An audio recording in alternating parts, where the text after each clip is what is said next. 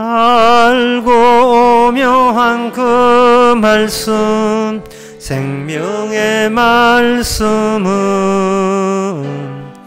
귀한 그 말씀 진실로 생명의 말씀이 나의 길과 믿음 밝히 보여주니 아름답고 귀한 말씀 생명샘이로다.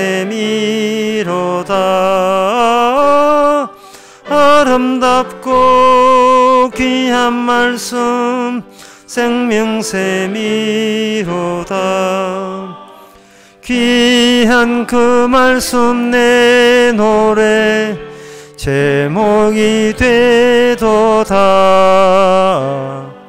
모든 사람의 복주는 생명의 말씀은 값도 없이 받아 생명길을 가니 아름답고 귀한 말씀 생명샘이로다. 아름답고 귀한 말씀 생명샘이로다. 널리 울리고 퍼지는 생명의 말씀은 마음의 용서와 평안을 골고루 주나니 다만 예수 말씀 들어 복을 받네. 아름답고 귀한 말씀 생명샘이로다. 아름답고 귀한 말씀 생명샘이로다. 아멘.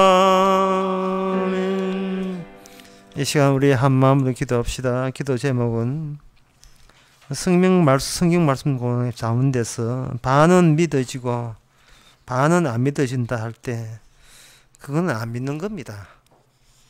하나를 믿으러 전체가 다 엮여져 있기 때문에 성경 말씀에 대해서 전체 답을 믿으면 믿는 거고 하나도 안 믿어지면 안 믿는 거고 우리 자신이 그 정도로 문제 있음을 깨닫고 한꺼번에 다 믿어지도록 다 같이 기도합시다.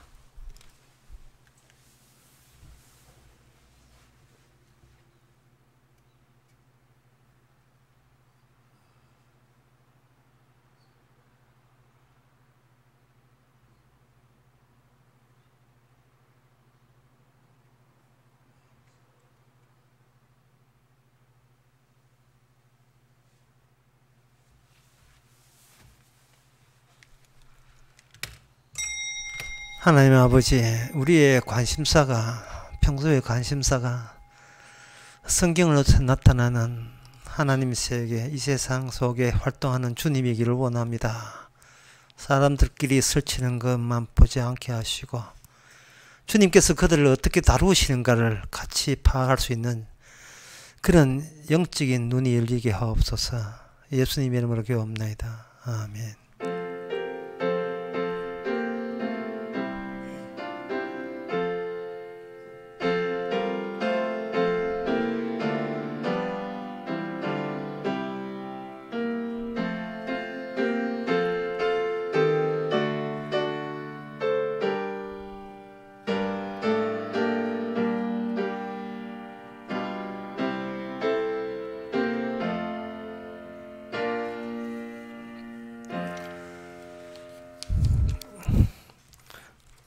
하나님의 말씀은 여호수아 6장 26절에서 27절까지입니다. 구약성경 328페이지입니다.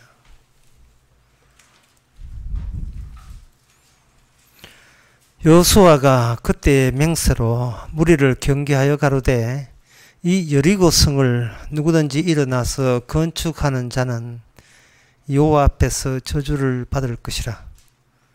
그 기초를 쌓을 때에 장자를 잃을 것이요 문을 세울 때에 계자를 잃으리라 하였더라. 여호와께서 여호수아와 함께 하시니 여호수아의 명성이 그 온 땅에 퍼지니라. 아멘. 성경에서의 진실이라는 것은 비교하는 데서 보다 분명해집니다.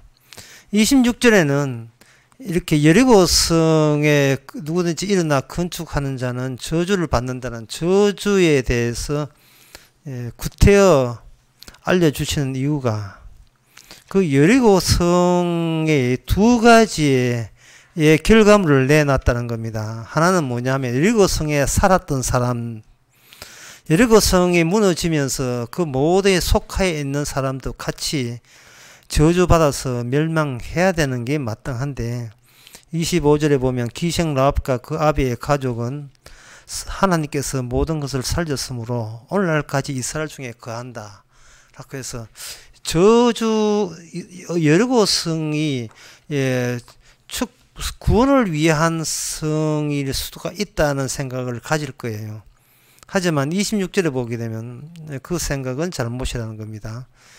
누구든지 여리고성을 누구든지 건축하는 자는 저주를 받으리라 했어요. 그렇다면 여리고성이라 하는 것은 구원을 위한 구원, 누구는 구원하고 누구는 저주하고가 그런 것이 형성되지 않고 누구든지 여리고성에 살았다는 그 이유 때문에 다 죽어야 더 저주받아야 마땅한 성, 저주성, 이게 여리고성입니다.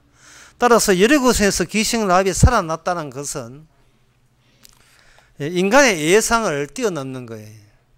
바로 그 저주 속에서 살아남은 그러한 위상이 현재 이스라엘이 경험해야 될 언약의 하나님, 함께하는 언약의 상황, 언약의 환경이라고 이야기하는 겁니다. 여기 여리고성에 누구든지 건축하지 말라고 하는 것은 마치 좀 머리가 또 빠진 분이 계셔서 좀 말하기 곤란하지만 이런 겁니다. 머리가 빠졌으면 다시 심지 마라 이 말이에요. 머리가 빠진 것을 예니까 너무 기분 나쁘게 듣지 마시고 이게 저주라 봅시다. 머리가 빠진 걸 저주라 보고 저주를 확 티내자는 겁니다.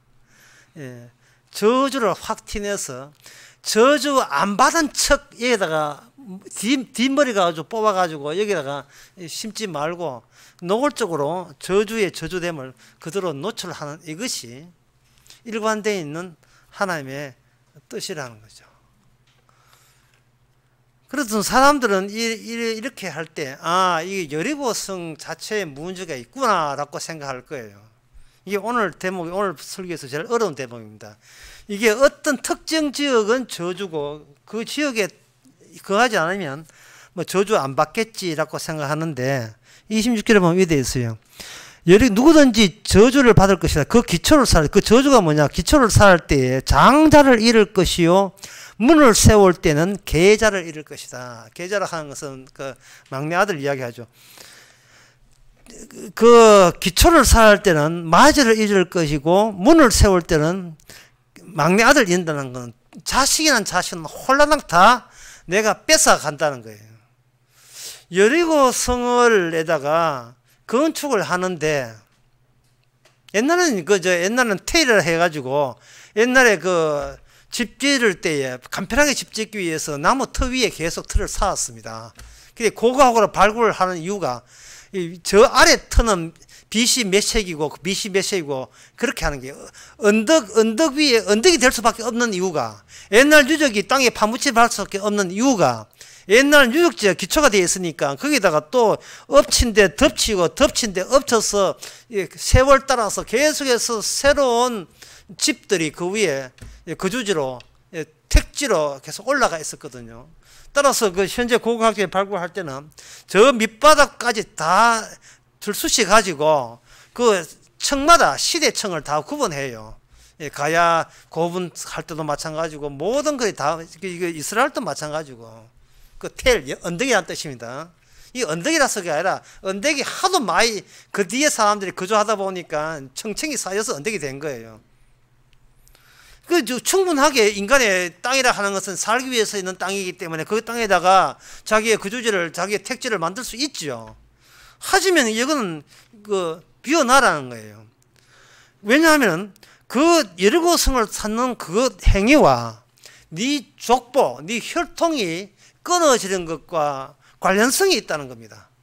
그러면 이 저주라는 것이 특정 지역에 들어가면 저주가 아니면 저주 안 받는 게 아니고 인간의 혈통 자체에 문제가 있다는 것을 그걸 하나 표식하는 형식으로 여리고성을 사용하신 거예요. 실제로 오늘 본문에 나오는 그 주의사항 여리고성에 건축하지 말라는 것을 이걸 위반한 사람이 있습니다. 위반한 사람이 열왕기상 16장 34절에 보면 거기 위반한 사례가 나와요. 거기 그 시대에 베델 사람 히엘이 여리고를 건축하였는데 저가 그 턱을 쌓을 때에 맏아들 아비람이 잃었고 그 문을 세울 때에 맏째 아들 스굽을 잃었으니 여호와께서 눈의 아들 여호수아로 하신 말씀과 같이 되었더라. 이래 되어 있어요. 참 해석이 정말 이게 어려운 겁니다. 해석을 보통 이렇게 해요. 여리고성의 주위를 조건만은 왜 하나님을 믿지 않고 금방 떨면서 여리고성에다가 설마 무슨 일이 있겠나 해서 지었더니만 터 쌓을 때 맏아들을 죽였고 둘째 쌓을 때 마지막 아들 말째 아들 수를 이겼으니 정말 하나님의 약속은 빈틈이 없구나. 그러니까 말씀은 빈틈이 없다는 걸 믿자.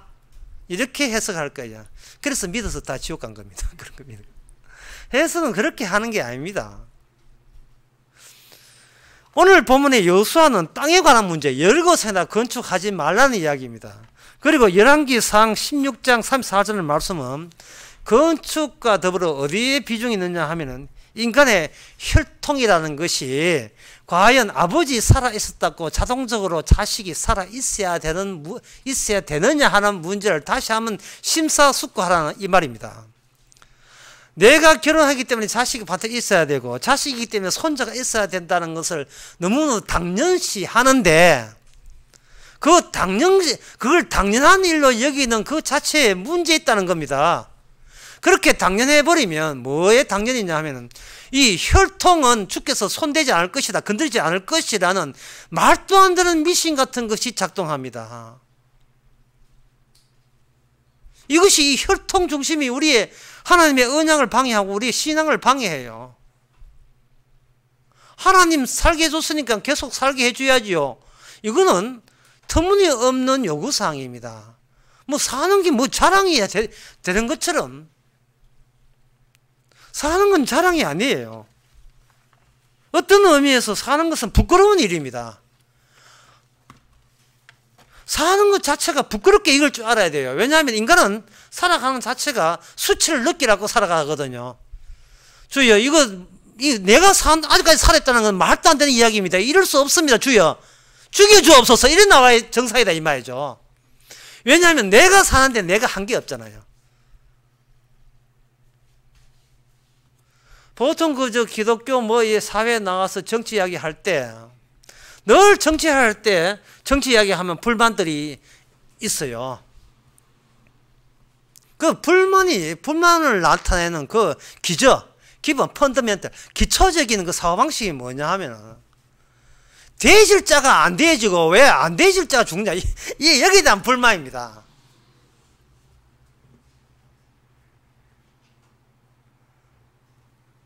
좌파에서는 박근혜 진짜 사형시켜야지 왜 옥에 가두냐, 옥에서 운동하게 만들겠느냐 이래하고, 이쪽에 우파에서는 문재인 나라 팔아먹었으니까 사형감이다 이러는 거예요.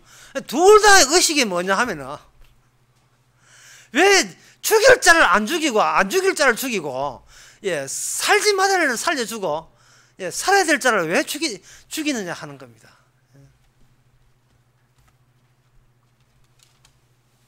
참 그런 경우 많잖아요. 술 먹고 운전하면 살아있고 그에 차에 받친 인간은 죽고.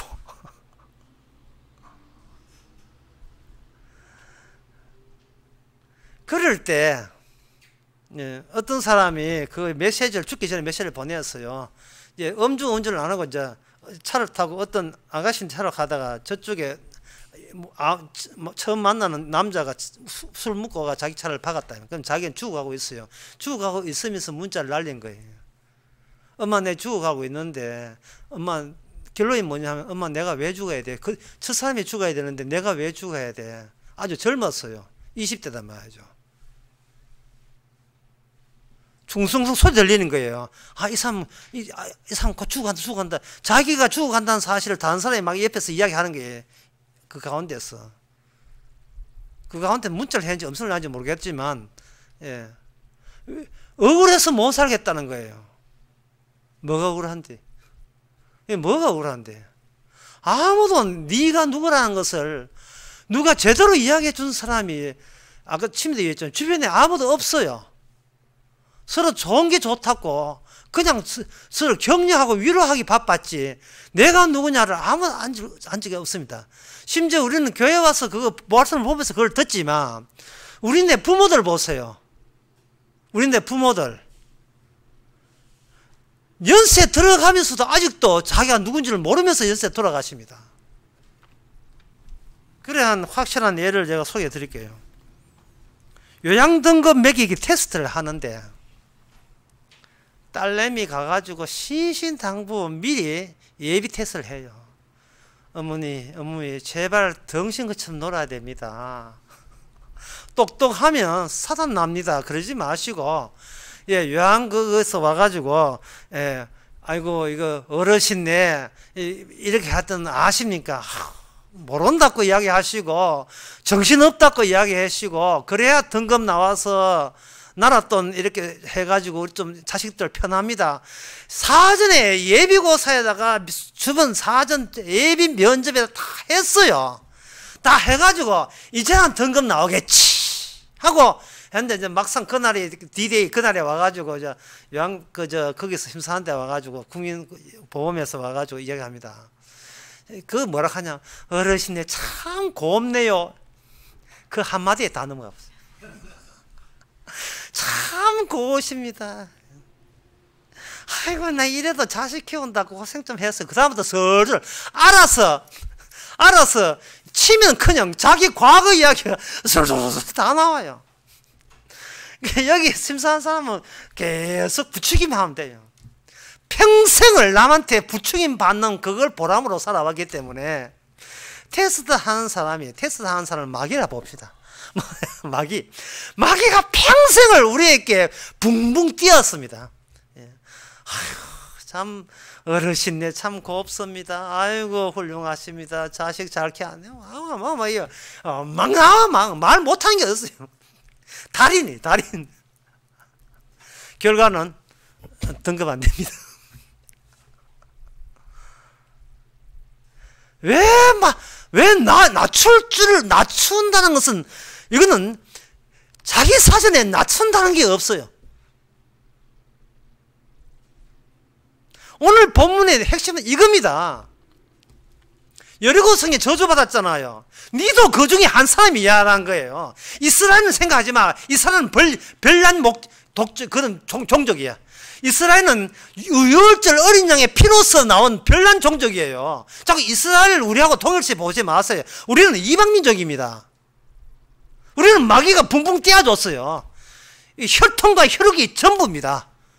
내 아니면 내 자식이라도 잘 되면 오늘 오케이예요. 그래서 제사 지내잖아요. 뭔가 연속성, 영구성. 나는 일찍 죽지만 계속 뭔가 내 요소가 남아있다면 나는 불멸의 존재다. 지금 여기에 희망 걸고 있는 거예요. 이제 지금 모든 불신자들이. 그런데 이스라엘은 그게 아니에요. 이스라엘은 본인의 혈통을 위해서 이스라엘이 하는 게 아닙니다. 이스라엘은 제사가 없어요. 이스라엘이 중요한 것은 본인이 살아있는 것이 아니고 여호와 하나님, 아브라함의 하나님, 이삭의 하나님, 그 약속이 약속답게 영구적이면 그 말씀이 완성이 된다면 그것이 바로 그 나라가 하나님이 구성한 최종인 목적의 나라예요. 천국이 되는 겁니다. 주님이 주님으로 시작해서 주님으로 말미암아 주님으로 끝낸 나라에 우리가 들어가는 거예요. 우리가 높일 필요도 없고 우리를 스스로 돋빌 필요도 없어요. 오히려 그런 거추장스럽고 주의 일에 지금 회방하고 방해하는 겁니다. 주님께서는 그렇게 성경 해석을 할 때 6장 보고 그 말 안 듣다가 죽었잖아. 자꾸 아이고 우리는 살아있으니까 아이고 안심이다.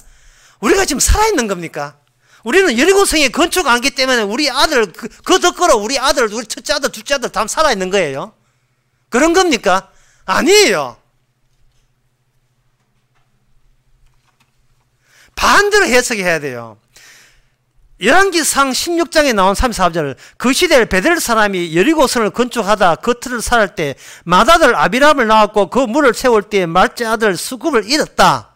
따라서 혈통이라는 것은 자동적으로 유지되는 게 마땅하다가 아니라 혈통이 유지될 경우에는 어떤 경우냐 하면 하나님께서 봐주는 경우에는 혈통이 유지돼요. 비록 죄를 지었지만 봐주고 있는 거예요. 근데 그 봐주는 것은 아직도 기회를 준다 이래 보시면 돼요. 기회를. 혈통은 네 소원대로 그렇게 네 혈통 유지하고 싶다고 유지되는 게 아니고 거기에 무엇이 개입되어 있느냐. 하나님의 언약이라는 의미를 위해서 하나님께서 많이 봐주고 있는 겁니다.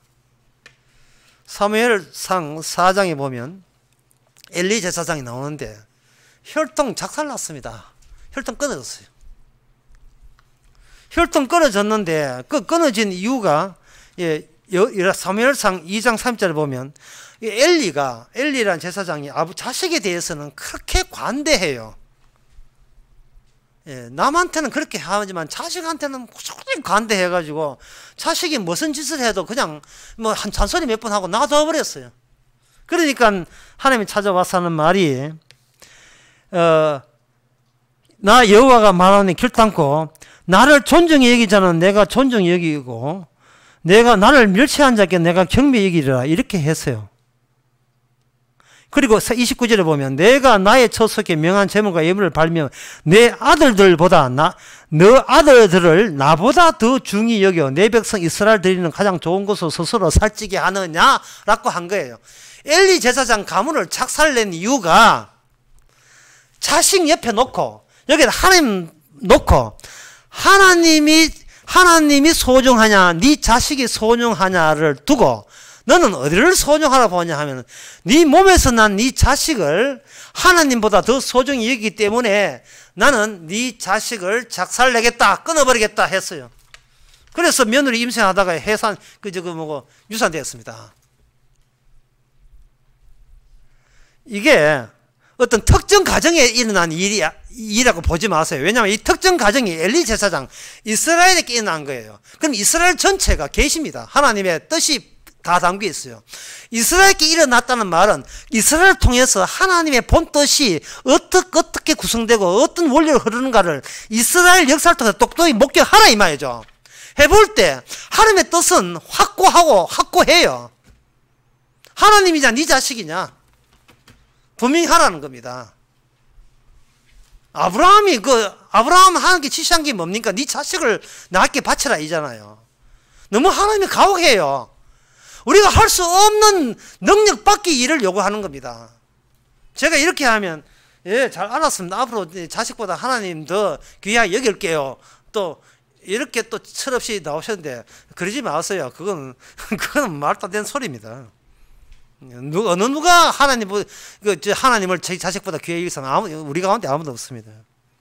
그러면 어떻게 되느냐 하면 하나님께서 자식에게 손을 대게 되게 되면 아프다든지 말썽이 나게 되면 우리는 자동적으로 내가 얼마나 평소에 하나님을 미워하는지가 자동적으로 딱 이렇게 계기판에 나옵니다. 하나님 좋아합니다. 백날 그거는 말뿐이고요. 실제로는 주여 그것만 안 그리겠다고 했잖아요. 이런 식으로 지 혼자 지가 스스로 집어보면 안 됐어요. 주님 그거는 건드리지 말아야지요. 그거 건드리면 하나님 뭐고 눈에 뵈는 게 없습니다. 우리는 이래 나옵니다. 마귀의 고백이죠.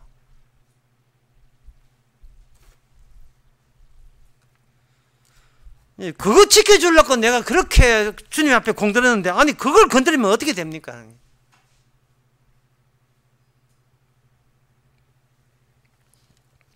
여자들이 그런 이야기 해요. 긴 머리 자르면 산포가 절약된다는 게 일리 있어요. 긴 머리 할 때 얼마나 산포가 많이 들었습니까? 반 잘라보니까 산포가 절약된다는 게.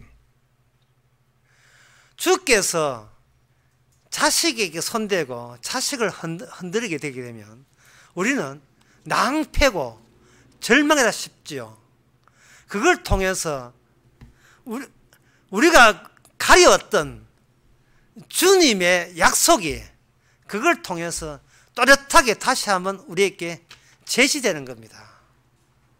제가 하는 이야기가 뭐냐 하면은, 사무엘 오늘 본문에서 여리고성 이야기하는 것지만, 여리고성을 지키기 위해서 여리고성을 지키기 위해서 그 저주의 흔적을 지키기 위해서 자식 죽인다고 이야기하는 것처럼 보이지만, 여리고상 16장을 보게 되면 이거는 땅의 문제가 아니고 정작 우리가 땅 때문에 고민하는 것이 아니고 진짜 우리가 못 놓는 게 있어요. 그게 뭐냐 하면은 내 자식은 무조건 잘 돼야 된다는 그거예요.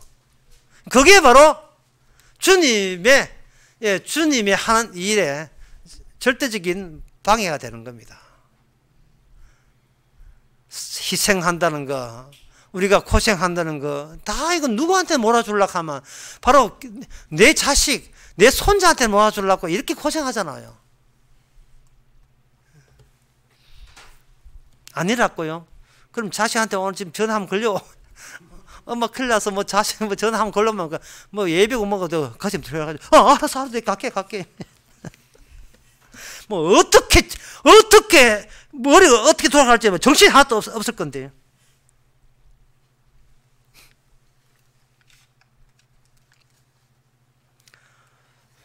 옛말에 이런 말이 있습니다. 인간은 자기 동네를 못 떠난다는 말이 있어요. 이게 문제예요. 예, 우리 힘으로 절대로 우리의 혈통, 우리의 자리를 안 떠납니다. 내 동네를 내가 떠나지 않아요. 이 불가능함을 주님께서는 강제로 거기서 뜯어가게 하십니다. 강제로 가게 해요. 그 강제로 가는 그 결과가 사도행전 4장 32절에 나옵니다. 이런 이야기를 해서 어떤 마음, 좀 죄송한 마음이 드는데, 사도행전 4장 32절 설명하고 마치겠습니다. 믿는 무리가 한 마음과 한 뜻이 되어 모든 물건을 서로 통용하고 제 재물을 조금이라도 제 것이라 하는 이가 하나도 없더라. 공유의 것이라고 보면 돼요. 이걸 줄여버리면 공유의 것이 개인의 것보다 더 우열하다는 것이 마지막 때에 하나님이 내놓은 결과물입니다. 자식, 내 재산, 내 터, 내 동네, 주께 성령이 오게 되면 이제는 내 것이 소중한 것이 아니고 공유의 것이 중요한 거예요. 네 할 것 없이 공유의 것. 이 공유의 것이라는 것은 예수님의 십자가와 부활의 세계입니다. 그 터는 여리고성, 다시 말해 여리고성 저주에서 저주를 저주답게 분명히 하면도 불구하고 그래서 아무도 구원받지 않아야 되는데 기생 라합이 거기서 돌출하는 것처럼 그렇게 돌출한 사람들의 집합, 죽은 데서 기적 자기도 예상 못하는, 나 이렇게 구원받을 줄은 난 꿈에도 상관 못했다. 나는 내 자식이 최고고 내 교회가 최고고 내 인생이 최고고 내 재산이 최고다고 철떡같이 그건 어떤 경우도 양보 못한다고 우겼던 내가 세상에 천국을 더 좋아하고 주의 세계를 더 소중하게 여길 수 이런 마음이 있다니, 이것은 내가 생각해도 이거는 있을 수 없는 일입니다 하는 거예요. 그런 고백들로 모인 거예요. 다시 말씀드려서 내 자식을 건드리면 주님이 딴 건 건드려도 내 자식은 안 건드리기 했잖아요. 이럴 수 없습니다. 이럴 수 없습니다는 그 아픔의 고백이, 동일한 고백이 이제는 어디를 했냐 하면, 나밖에 모르고 이간이 천국 갔다는 것은 주여 있을 수 없는 일입니다. 이거는 과분한 혜택이 옵니다. 어떻게 내 것을 내 것이라 하지 않습니까? 이거는 내가 생각해도 나에게서 그런 고백이 나온다는 것은 내가 차마 예상도 못한, 도저히 예상 못할 기이한 현상이 일어났습니다는 그게 바로 아침에 얘기했지만 주님의 용서하심입니다. 주님의 용서하심. 그게 바로 기생 라합이 다른 가족들 다 죽은 가운데 홀로 남았을 때의 그 기쁨처럼, 그것이 이스라엘, 구원받은 이스라엘에 대해서 기생 라합이 이스라엘 속에 있으면서 이스라엘 속을 저주의 흔적이 되고 바로 축복의 흔적으로서 기생 라합은 이스라엘 속에 계속 영원토록 살아 있어야 되는 겁니다. 기도하겠습니다. 하나님 아버지, 하나의 터 문제가 아니었습니다. 터의 저주가 아니라 우리 혈통 자체가 저주받은 혈통인 것을 여리고성을 통해서 알려주시니 감사합니다. 우리 속에 용서의 언약만 유지되게 하옵소서. 예수님의 이름으로 기도합나이다. 아멘. 찬송가 222장 합시다.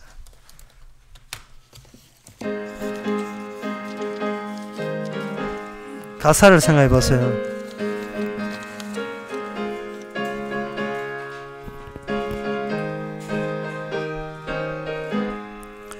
보아라 즐거운 우리 집, 밝고도 거룩한 천국에 거룩한 백성들 거기서 영원히 영광에 살겠네.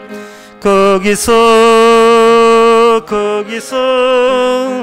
기쁘고 즐거운 집에서 거기서 영원히 영광에 살겠네. 앞서간 우리의 친구들 광명한 그 집에 올라가 거룩한 주님의 보좌 찬미로 밤낮을 즐기네. 거기서 기쁘고 즐거운 집에서 거기서 찬미로 밤을 설겠네. 우리의 구하신 주님도 거룩한 그 집에 계시니 우리도 이 세상 떠날 때 주님과 영원히 살겠네. 거기서 기쁘고 즐거운 집에서 거기서 주님과 영원히 살겠네. 우리의 일생이 끝나면 영원히 즐거운 곳에서 거룩한 아버지 모시고 기쁘고 즐겁게 살겠네. 거기서 기쁘고 즐겁게 집에서 거기서